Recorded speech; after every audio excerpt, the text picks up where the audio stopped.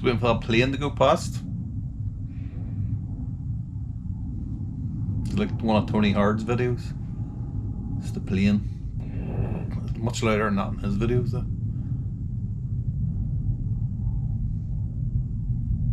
Oh no, I'll wait. It's fine, I'll wait. Don't worry.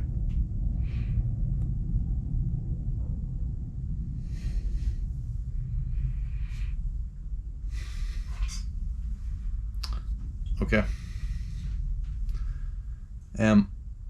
There it is, American IPA. This is from Cidermeister. Just remembered I had this in the fridge. So I'm only after doing a review of my own Vienna lager, so done it in that glass there. So forgive me, Alan, it's not a clean glass, but you know, it's a lager. Very nice it was too. I'll maybe actually I'll crank the carbonation up a little bit and I'll bottle some off and send you over something. Right.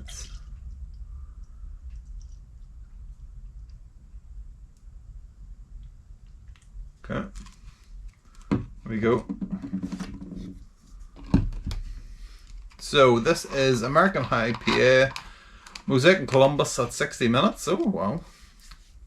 Mosaic and Columbus at 60 minutes. Wow, this is like a proper. This is an old school IPA, is it? Columbus at 7 minutes, Amarillo, Cascade, Mosaic at Flame Out. And then Amarillo 7-day dry hop. That's double dry hop. Mosaic and Cascade 4-day dry hop. Cascade, of course, is, as we know, now one of my favourite hops again, as is Columbus. Columbus is always, for me, is the bittering hop of choice. You can throw it late in the boil now, I've always found, but you'll get that real dank flavour. The cannabis.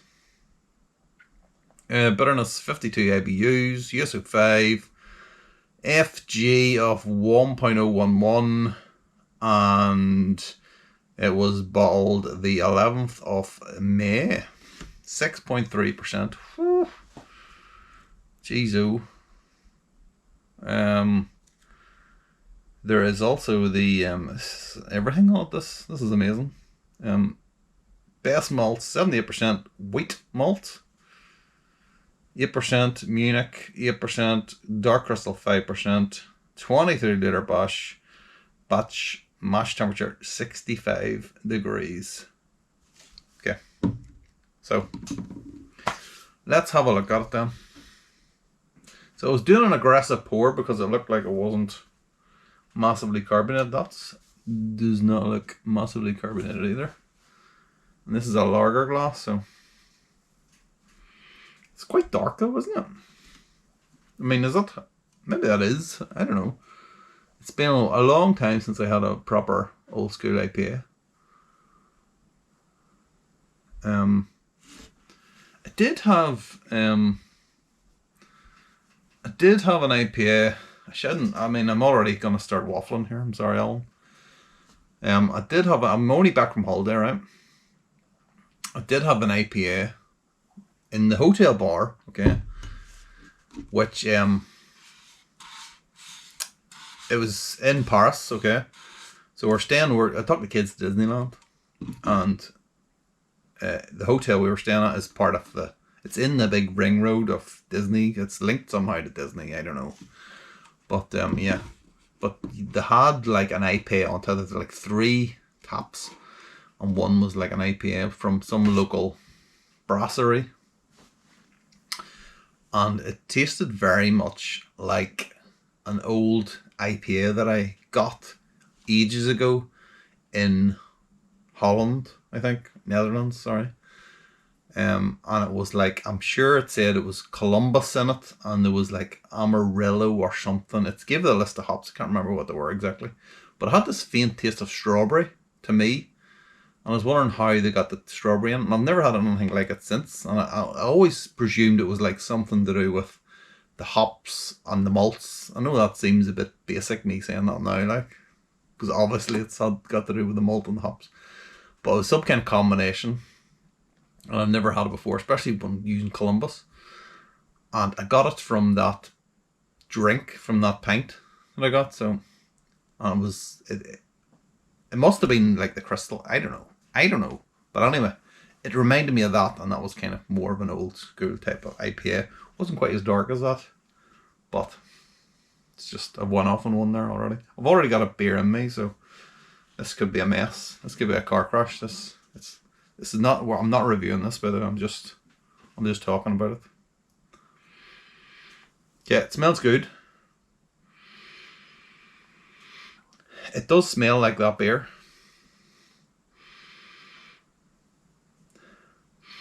It does have that. It has that kind of stewed fruit type of aroma to it, which is reminiscent of like old school IPAs. Whereas now everything is, you know, well, not everything, but, you know, tropical fruits, all that type of stuff, New England IPA stuff. But that's nice. It's like fruit salad.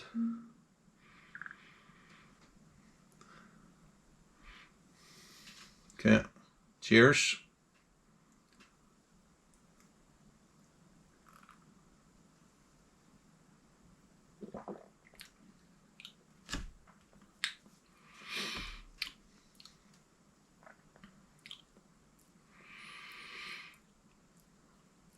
Straight away you can tell that it's a big beer. I'm not tasting the alcohol, but immediately I was going from drinking like a 4.2% beer to that.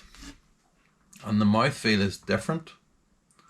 And I think mine was slightly undercarbed.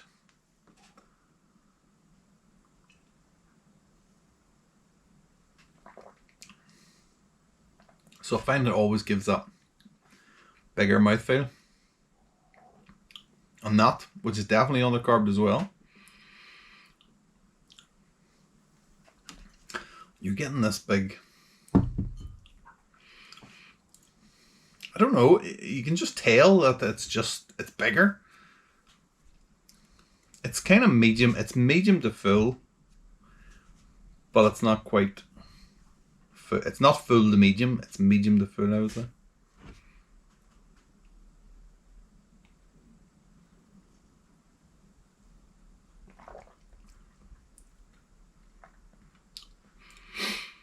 And then the taste is that fruit salad. Again,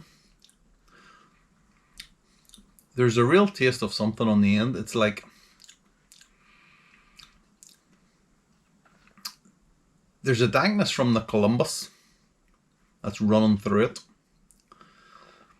And that's, I think maybe that's what's turning it into that kind of fruit salad taste. That runs all the way through. It's not bitter.